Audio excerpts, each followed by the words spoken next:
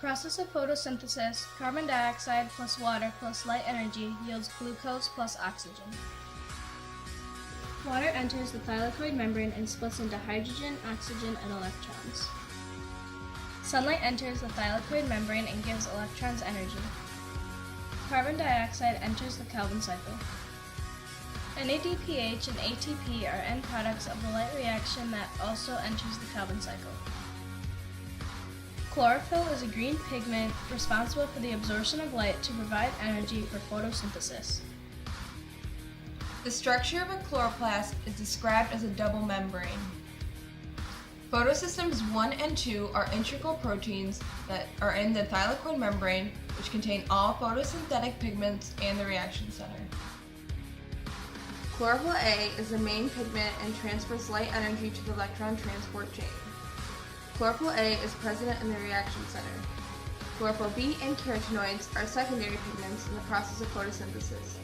Chlorophyll B and carotenoids transfer energy to chlorophyll A, and the electrons are taken to the electron transport chain. There are two types of electron transport chains, long and short ETCs. The short ETC transfers electrons to the NADP plus reductase. The long ETC transfers electrons to photosystem 2 back to photosystem 1 and actively pulls in hydrogen. The NADP plus reductase is an integral protein that uses hydrogen to combine with NADP plus to create NADPH, which is then transferred to the Calvin cycle. The ATP synthase is an integral protein where ATP is produced. ADP and one molecule phosphate are combined to create ATP.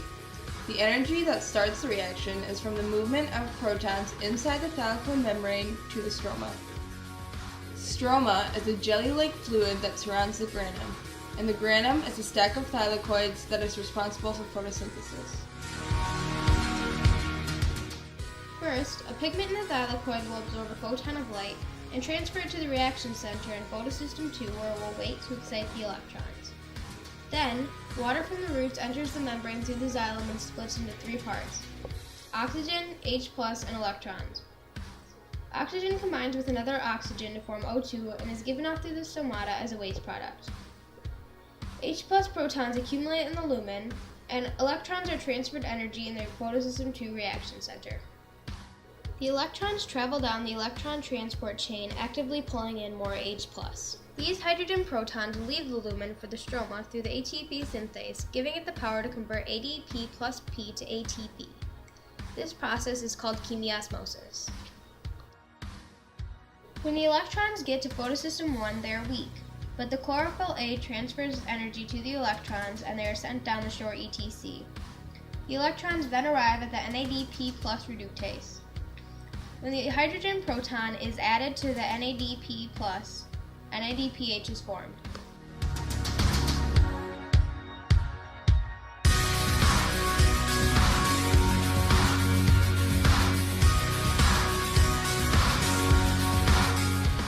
The energy-storing compounds ATP and NADPH that are produced in the light reactions then travel to the stroma to enter the Calvin cycle.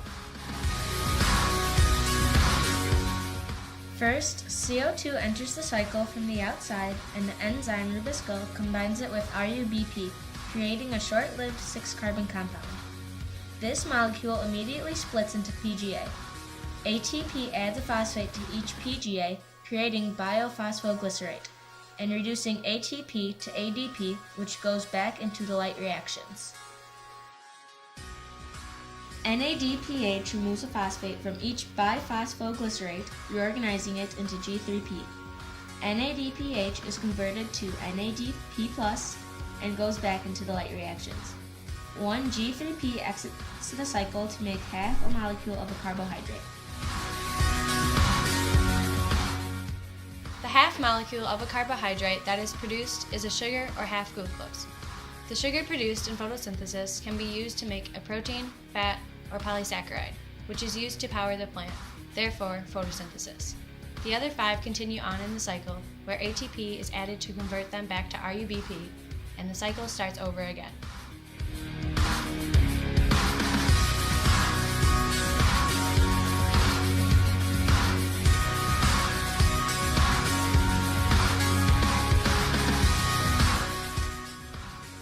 temperature goes up, the rate of photosynthesis does too. However, when the temperature gets too hot, the integral protein starts to denature and the rate of photosynthesis drops rapidly. As the light intensity increases, the rate of photosynthesis increases too. However, at a certain point, no more light can be absorbed and the rate of photosynthesis stays the same, not increasing or decreasing.